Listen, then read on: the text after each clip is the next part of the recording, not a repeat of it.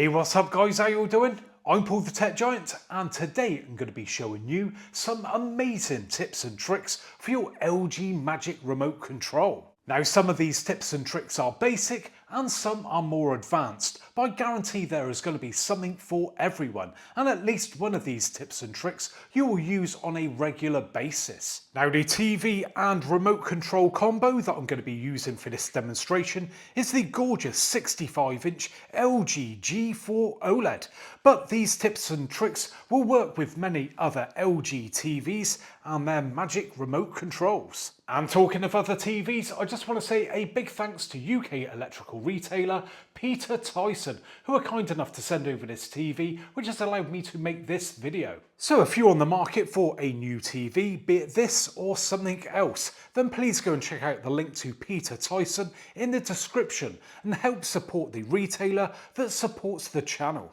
Okie dokie, let's crack on then, and this first little tip should save you a few button presses. So if we grab our remote control, we can see on this G4's remote that we do have shortcuts here for Netflix, Disney+, Prime Video, and generally what you do is turn your TV on and then press on one of those shortcuts like Prime Video, and then it will fire straight into it. But what I'm sure many of you probably didn't realise is that you don't have to turn on the TV to jump straight into that app. So with the TV being off, you can grab your remote control, press on one of those shortcuts such as Prime Video, and the TV will turn straight on and go straight into that app. And any second now, there we go. No messing about. Now this next little tip and trick I'm sure you will use on a regular basis, and fans of the channel would have seen me use this many of times. So if we want to get up our settings, we grab our remote control, press on the settings button just once, and that takes us into our quick settings, and then we have to click on this settings cog to go into our main settings. Just like so. But if we back out of those main settings now and we grab our remote control and hold down on that settings button for a long press, we jump straight into those main settings, saving again a few button presses. Now for this next tip and trick, I have fired up YouTube, but you can use it on other inbuilt apps. So if we wanted to exit YouTube now, we would use the back button and you press back and it would say to exit YouTube. But there is another way. So if you grab the remote and hold down on that back button, it will take you directly back to the home screen. And whilst we're on the subject of the back button, this next tip and trick is very useful. So on the home menu, what we do is just press that back button once, and this will get up our recent app list. And in here, we can shut down apps individually, or we can close all in one go. Moving on, and our next tip and trick is for the accessibility settings. Now if we go into our main settings, go down to general, and we can go into accessibility just there to see a good range of accessibility settings. But once again, there is a quicker way of accessing some of these. So if we grab our Magic Remote Control, and this time we hold down on the mute button for a long press, and in a couple of seconds, there we go, we just now jump straight in to the accessibility settings, which is great. Again, saving some button presses. Sticking along the lines of the accessibility settings, and I've got another great one for you just here. As you can see on the remote control, I've got this button here with these dots on them. Press it just once and we get up these option settings just here. But again, if we back out of that and we hold down on that button for a long press, you can see at the bottom it says audio description is now on. So that's great. And if we want to turn it off, again, just hold down on that button for a long press and audio description is now off. Now one of the great features of this Magic Remote Control is of course the pointer, but there are a couple of different ways we can get it up. So first up is the scroll wheel. Now as you can see at the moment, we can just use the directional buttons, but if we want the pointer up, if we just move that scroll wheel like that, there we go, we get that pointer up. But if we want to do it another way, what we can do is just give the remote a quick shake, and there you go, that pointer will also appear. And if at any time you want to get rid of the pointer, again, just use one of the directional buttons, and there you go, you get rid of that pointer, and you just go back to using the directional buttons once again. Moving along, and this next tip and trick is probably my favourite out of the bunch, and I'm sure you guys will enjoy it too, and that is the shortcuts. Now what many of you guys may not know is that on the remote control, built into the number buttons are shortcuts. So if we hold down on the 0 for a long press, we can see that the quick access menu pops up and shows us what shortcuts are assigned to the different numbers. So as you can see on here, we've got 1, 2, 3, 4 and 5 for the different catch-up services here in the UK. So if I back out of that and hold down on, say, button number 1 for a long press, that jumps us straight into the BBC iPlayer. But what about if you want something different on there? Well, you can customize it. So I'm going to fire up YouTube once again. And this time what I'm going to do is select one of the inputs that is free. So I'm going to say number 8. And if I hold down on number 8 for a long press, it now says, do you want to add YouTube to quick access 8? So I'm going to click on yes.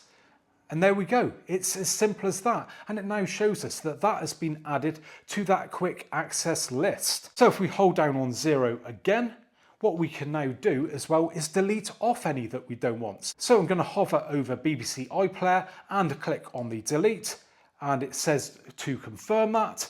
And that has now freed up quick access 1.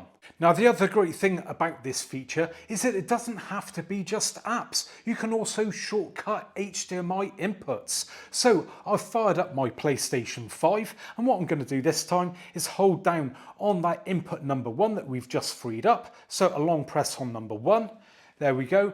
Quick access PS5 game console. So there we go, we've now got that saved there. So if we now go back to the home menu, just like so, and now we hold down on button number 1 for a long press, there we go, we jump straight into that HDMI input. Now sticking with the theme of the quick access buttons, you may have noticed that number 9 is not assignable. So what happens if we press and hold number 9? Well, as you can see, it fires up the quick help. Now there's some great things in here, like optimization settings and this self-diagnosis and care. So if you've got a problem with the TV, such as with the panel, the remote control, or Bluetooth, Wi-Fi, whatever it may be, you can come in here and you can run some tests. Again, this one here for the picture, and yeah, it's just a really handy little feature. Moving along, and this next tip and trick can be used with any external device that is connected to the TV via HDMI, such as a games console or Blu-ray player. Now for this, I'm using the PlayStation 5 because we've already got it fired up. What I'm going to do, grab the magic remote, and on this green button just here, I'm going to press it multiple times in quick succession, and there we go. We get up this information in the top left-hand corner. It will move around from corner to corner each time that you come out of it and go back in again. And this gives us some great information about what is going on, such as the hertz and resolution. Now this next little tip and trick again is another time saver. So once again, I'm going to fire up YouTube, and there we go, it's already fired up. But before we were using the PS5, well, if we grab our remote control and say we want to go back to the PS5, what we can do is hold down on the home button just there for a long press. And there we go, that will switch us straight back to the PlayStation 5. I want to go back to the previous one again, which was YouTube. Again, hold it down for a long press, and there you go, straight back to YouTube. So that's really handy to switch between the different apps or inputs that you've previously been using. And of course, at any time that you just want to get back to the home menu, again, just grab the remote control, press the home button just once, and there you go, straight back to that home menu. Moving on to the final tip and trick then. Now, if we grab our remote control again, we can see that we have this inputs button.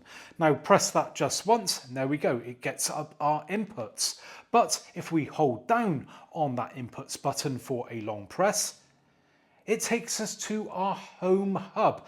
And in here, there are loads of features to play around with. And there you have it then guys, some amazing tips and tricks there, I'm sure you will agree. But please let me know in the comments section which ones are you most likely to use. Now as amazing as those tips and tricks are, there are more, and I'll be doing another dedicated video showing you some tips and tricks for LG TVs. And if you'd like to see that video then please make sure you subscribe to the channel, and if you've enjoyed today's video then please do me a favour and give me a thumbs up. So, thanks very much for joining me today, and hopefully I'll be catching you guys on the next one.